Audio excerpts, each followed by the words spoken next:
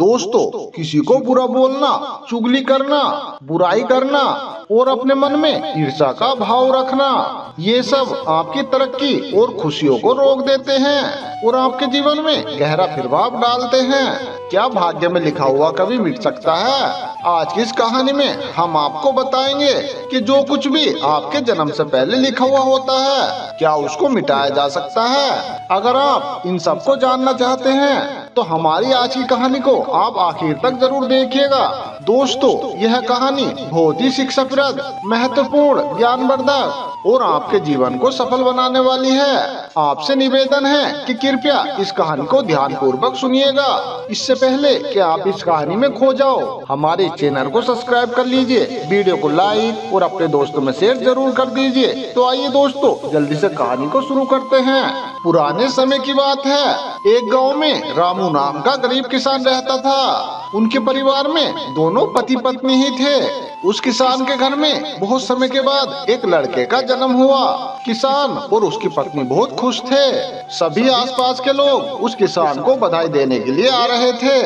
एक दिन सुबह का समय था, तभी उनके दरवाजे पर एक साधु ने भिक्षा के लिए आवाज लगाई। उस किसान के घर में आज एक खुशी का दिन था, इसलिए उसने साधु महाराज को अपने घर के अंदर बुला लिया और उन्हें बैठने के लिए कहा। जब साधु महाराज बैठ गए तो उस किसान ने उस साधु महाराज से कहा कि हे महाराज जी, हमारे घर में बहुत समय बाद एक बच्चे का जन्म हुआ है, आप कृपया करके उसका नामकरण कर दीजिए।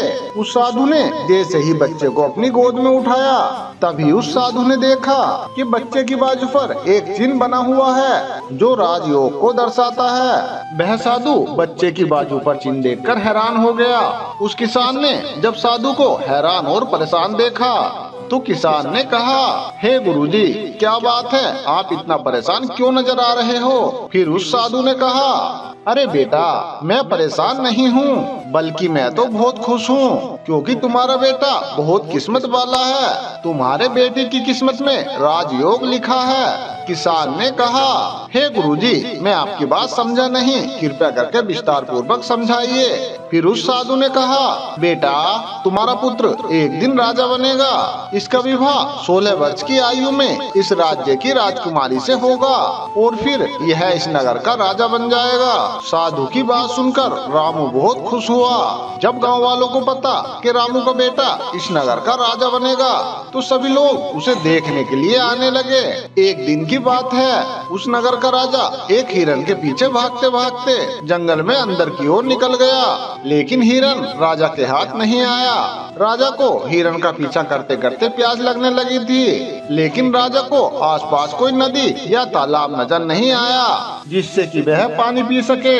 राजा काफी समय से जंगल में इधर उधर घूम रहा था। राजा पानी की तलाश में भटकता हुआ उसी गांव में पहुंच गया जहां रामू रहता था। तभी राजा की नजर एक महात्मा पर पड़ी। उस राजा ने महात्मा से पानी मांगा। उस महात्मा ने राजा को रुकने के लिए कहा और अपनी कुटिया के अंदर से पानी लेने के लिए चला गया। उस महात्मा ने पानी लाकर राजा को दे दिया।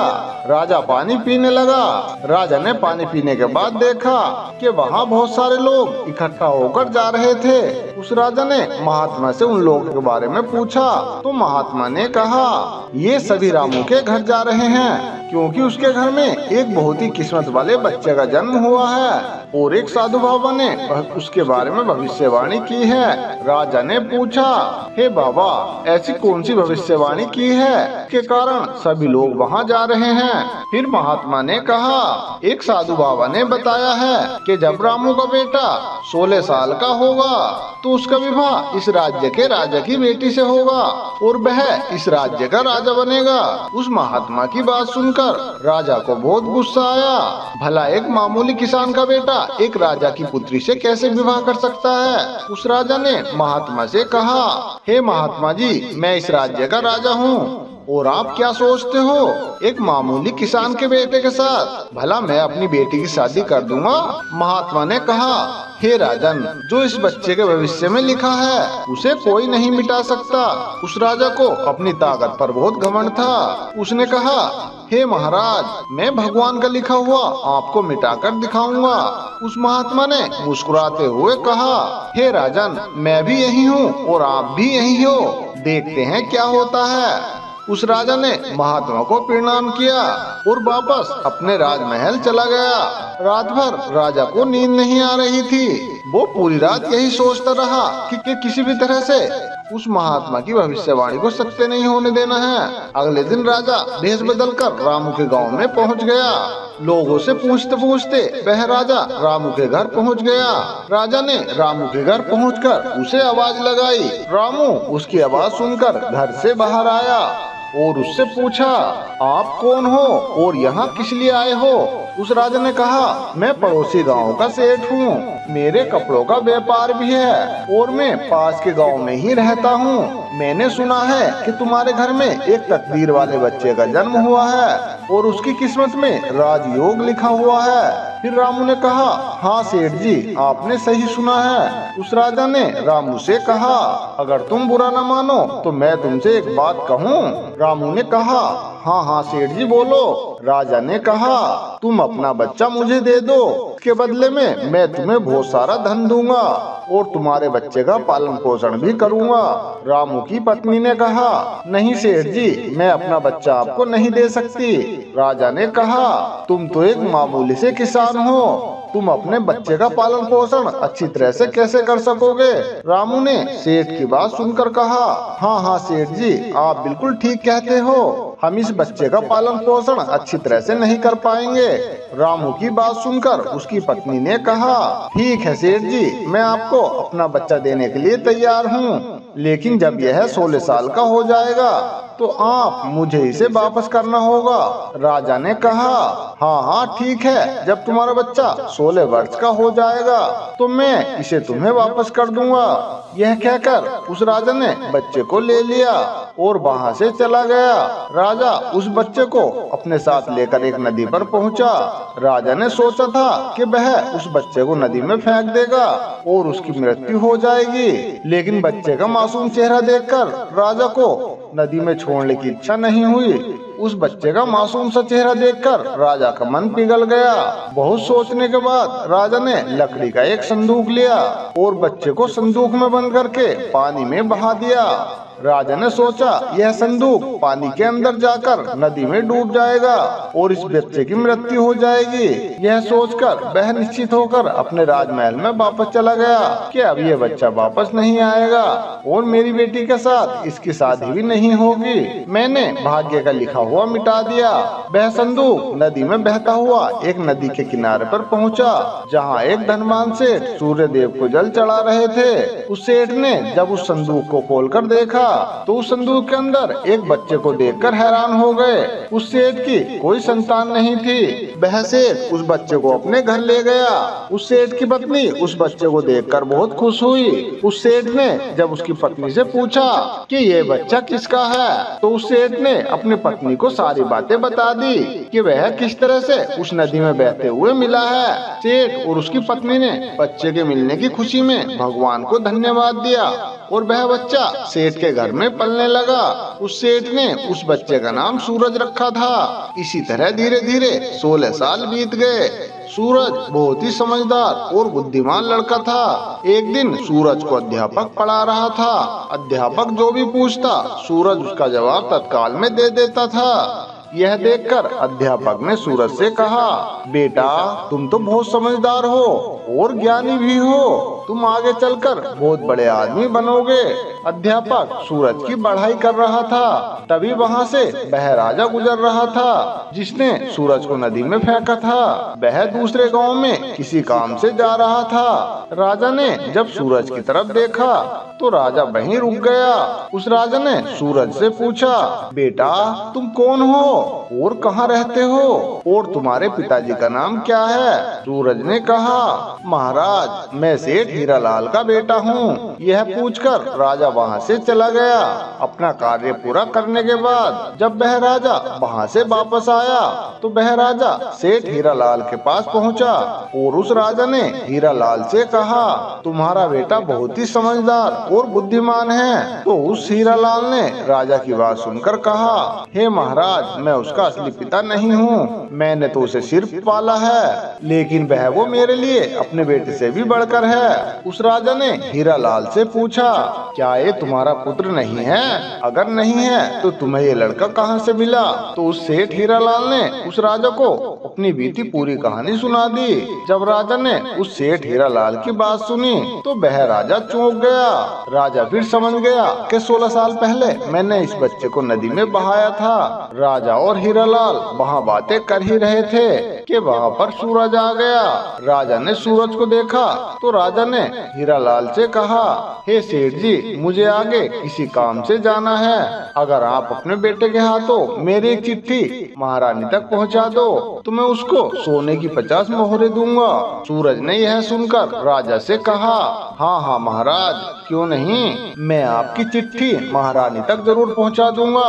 राजा ने चिट्ठी में चुपचाप एक संदेश लिखा और चिट्ठी के ऊपर एक मोहर लगा दी और वह चिट्ठी सूरज को पकड़ा दी और कहा कि बेटा ये चिट्ठी लो और ये रानी तक पहुंचा देना। सूरज चिट्ठी लेकर वहां से चला गया। सूरज चलते चलते एक घने जंगल से गुजर रहा था। फिर वह रास्ता भटक गया। उसे रास्ता ढूंढते ढूंढते बहुत ही रात हो गई। सूरज रात गुजारने के लिए कोई जगह ढूंढने लगा।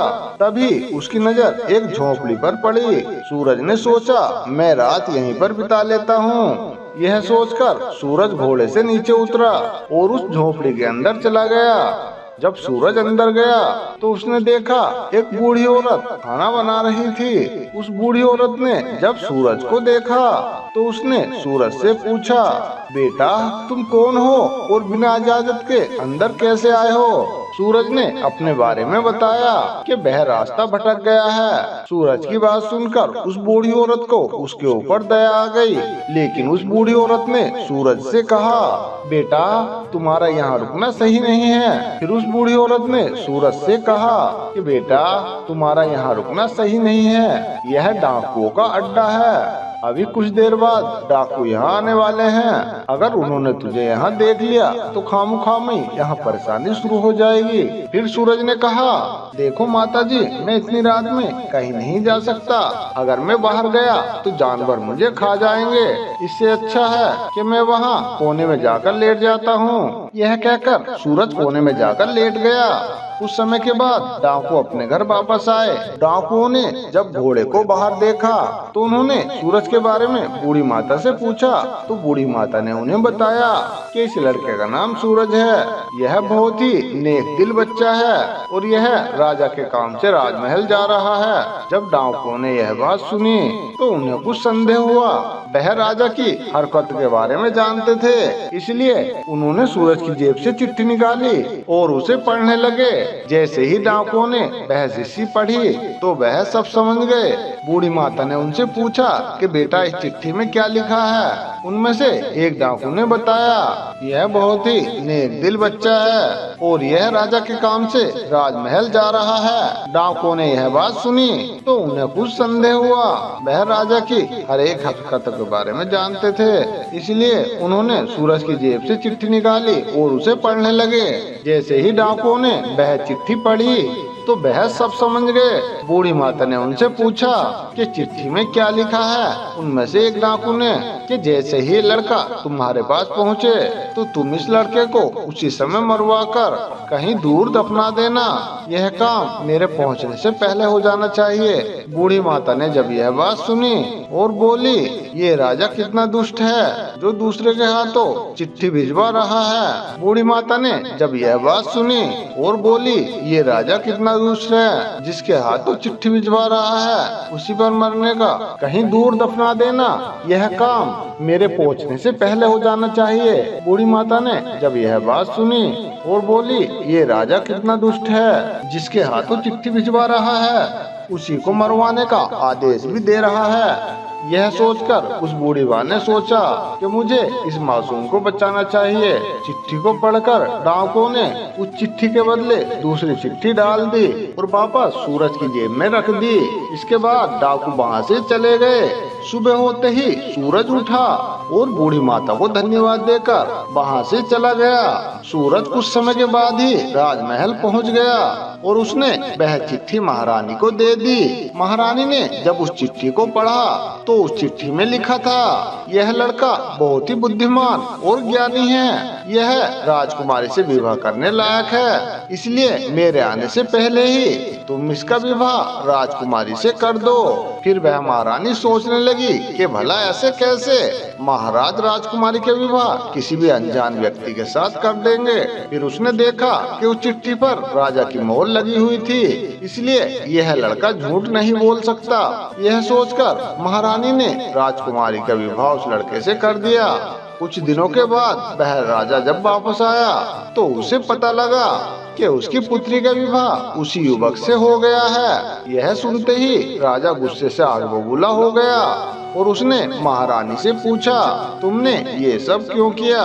तब महारानी ने बताया, हे महाराज, जैसे कि आपने चिट्ठी में लिखा था मैंने वैसा ही किया है। राजा ने महारानी को चिट्ठी दिखाने को कहा। जब महारानी ने चिट्ठी दिखाई तो राजा ने उस चिट्ठी में कुछ और ही लिखा पाया। यह देखकर गुस्से में सैनिकों से कहा कि जाओ और जाकर सूरज को पकड़ कर लाओ। सैनिक तुरंत गए और सूरज को पकड़ कर ले आए। राजा ने गुस्से में सूरज से कहा, तुमने धोखे से मेरी पुत्री के साथ विवाह तो कर लिया है, लेकिन मैं तुम्हें अपना दामाद स्वीकार नहीं करूँगा। सूरज ने राजा की बात सुनकर कहा, हे महाराज, मैंने तो आपके साथ कोई धोखा नहीं किया है। फिर राजा ने कहा, तुम मुझे भी बेवकूफ बनाना चाहते हो कि मैं तुम्हें कभी भी अपना दामाद स्वीकार नहीं करूँगा। तभी उन दोनों की बात चल रही थी। तभी एक सैनिक ने आकर राजा से कहा, हे महाराज, बाहर एक महात्मा आए हैं, वह आपसे इसी समय मिलना चाहते हैं। राजा ने महात्मा को अंदर लाने का आदेश दिया। फिर महात्मा जी अंदर आए तो राजा ने उस महात्मा को प्रणाम किया और उनके आने का कारण पूछा। हे राजन, लगता है आपने उन्हें पहचाना नहीं। राजा ने कहा, नहीं नहीं महाराज, मैंने आपको नहीं पहचाना।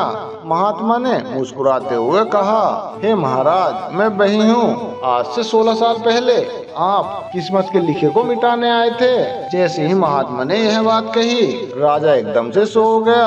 राजा एकदम से चौंक गया, उसे सब कुछ याद आ गया। महात्मा ने मुस्कुराते हुए कहा, क्यों राजन, क्या तुमने भाग्य के लिखा हुआ मिटा दिया?